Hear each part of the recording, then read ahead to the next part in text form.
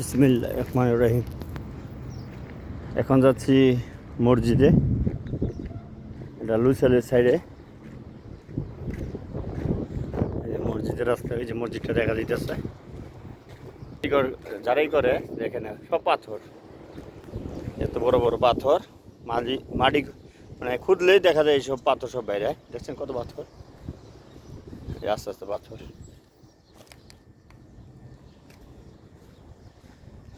এইগুলো সব হলো ওই যে সাইডের যে বাড়িটা করছে না, নতুন বাড়িটা, এই বাড়ির সাইডের মাটিগুলো সব, এই পাথরগুলো সব এইখানে এনে রাখছে। আর ওইখানে সব বালি ফেলাইছে।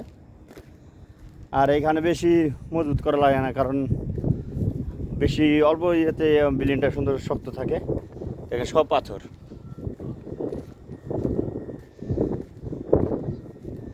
এগুলো আবার পানি পাইলে দেখা যায় নরম হয়ে যায়, বুঝছেন?